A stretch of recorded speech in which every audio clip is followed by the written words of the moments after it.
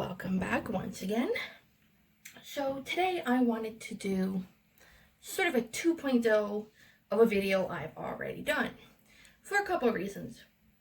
One, I realized that the camera was out of focus. Unfortunately, at the time, I didn't realize it because I wasn't wearing my glasses. I didn't even have my glasses at that point, and I honestly thought it was just my eyes and that it looked fine. So I really wanted to redo that one, and then I wanted to give a bit of an update, I guess you can call it an update, on the cards I have been able to reacquire, I guess we can call it. So today will be real versus replica 2.0, and hopefully my camera stays in focus. So one of the cards that is most commonly found on Wish, AliExpress, you know what, it's even on eBay. I was on eBay the other day and I was looking at them, and they're actually really expensive for replicas. And one of the easiest ways you can tell a replica, in my opinion, I don't know if this is proven or the community agrees on it, but it's not just the tuck box, although that is usually the main thing. It's the little white book that is a second giveaway, but even that isn't always 100%. This new set of cards that I have that I'll be premiering soon, they didn't have the white book, but I bought them directly from the manufacturer. So this is one of, oh, nobody can hear that, but somebody's outside honking. I do apologize. Sorry. These are the Romance Angels by Doreen Virtue. And those are my replicas that I had purchased from Wish quite some time ago. As you can see, they're small. They do have fairly nice gilding. I think that's what it is, or edging. The gold stuff on the edges. They're fairly decent. The card stock, you know, for $3, they're actually pretty decent in my opinion. Not the best, not the worst. I have far worse replicas that I can assure you of. And then this is my true copy. Put that right there beside that. So there is a bit of a color discrepancy, and you can see this one, it looks really sort of flat compared to this one where it actually looks like there's more of a 3D image. And then let's take a couple of peeks at the cards. So they're not going to be card for card because I don't know where they all are. But as you can tell, the picture is far more vibrant in my true copy as opposed to the replica. And the true copy comes also with gold. Mine has worn off a bit because it goes in and out of the box quite a bit, which is the one thing that I do kind of hate about some of the cards. And because it is a Hay House, got that great hard box. I actually really don't know where the box for this one is. I may have lost it, but it is just a cheap tuck box that you would expect from Wish. Just gonna clear that out of the way. And one of the things that I've been doing since my last video was to do my very best to get the real versions of the cards I did purchase from Wish. Because I did feel kind of bad. I mean, the work that goes into a deck is extraordinary. It truly is. To be brave enough to put your own artwork out, and the cost of just getting the cards made is not at all cheap.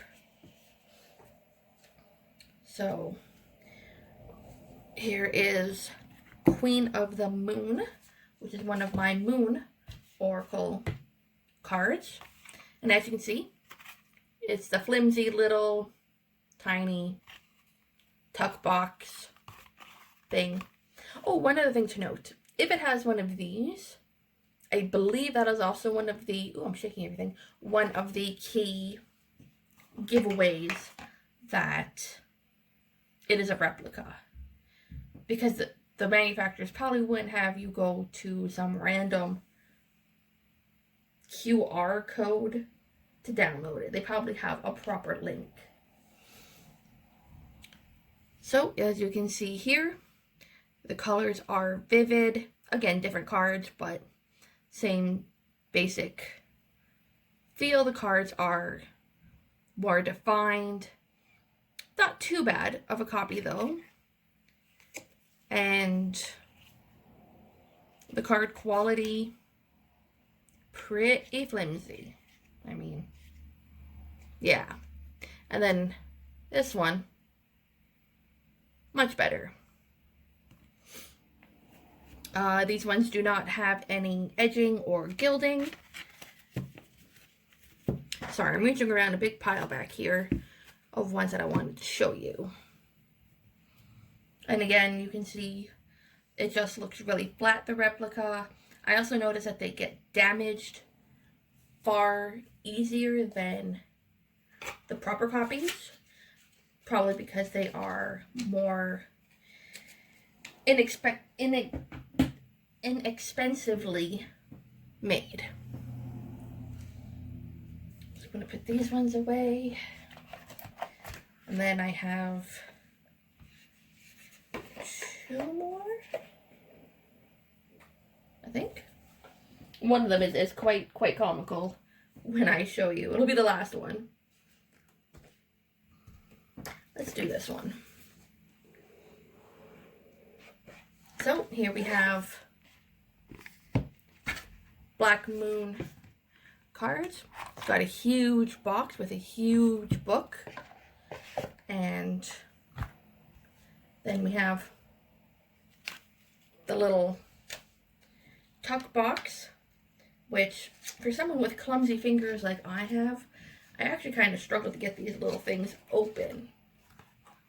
There we go. Alright, so again, different pictures, but so this one has this really beautiful sort of matte, satiny feel to it, and it shuffles really great. It's a little big for my little hands, but I do the best that I can. And if I drop the cards, well, then I drop the cards. You can see the back. Back is very, I don't know how well it appears on the camera, but this back is very plain in comparison. And again, flimsy, paper thin cards, not even as strong as playing cards. I've had just a regular set of cards, I think they're called like bridge size or just poker cards, and they are actually stronger built than the replica Oracle or Tarot cards, which really says something about the quality of the cards you purchase. Alright. I had 2 more that I was going to do, but I'm just going to stop rambling in circles and just do the one that I have that'll be the funniest. So, I have here a replica of the Archetypes. And then I have the official Archetypes. And the difference is quite comical.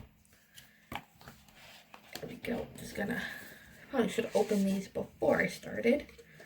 But there we go.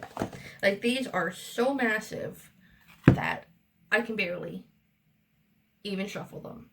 If you've seen my review, you've actually seen me sort of drop a bunch of the cards all over my front, which is one of the reasons why I don't use real candles, is I'm a clumsy person.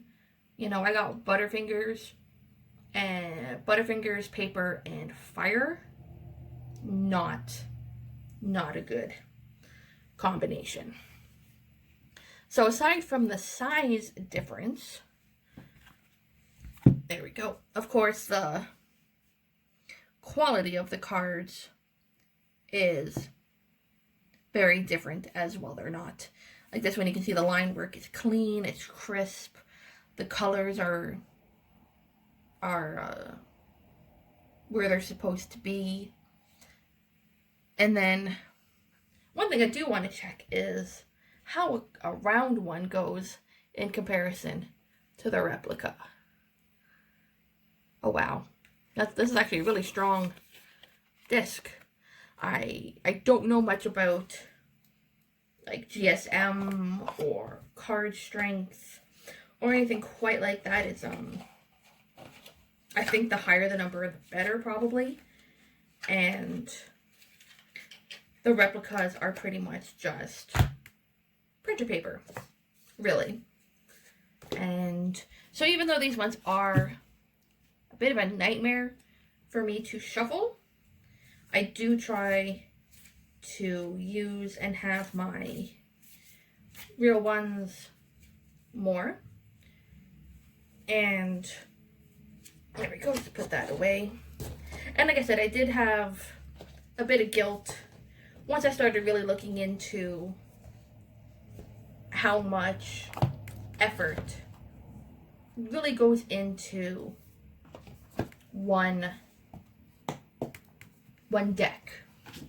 And then you have one like this where it's sort of like 3 parts. You have like the archetypes, the spirit animal spirit, and the tarot. And it's not cheap, it's not easy. So whenever possible, I do try my very hardest to make sure that I am getting the real ones. And I know they're expensive. I mean, Archetypes was $50. This probably cost me $5. So I can understand the price discrepancy, but when you purchase the real one, then they make more. And I assume you purchase it because you like it and you want more. So it's kind of a trickle-down effect. That's not the word. Carousel. You know, if their work isn't supported, they won't make another one. So that's just my 2 cents on, you know, the whole real versus replica. I don't necessarily call them fakes. They are cards in the end, but they are a replica of something better. You can call them knockoffs, fakes, whatever. So hopefully this one turns out a bit better than my last one. And like always, don't forget to like and subscribe. And I'll see you guys next time.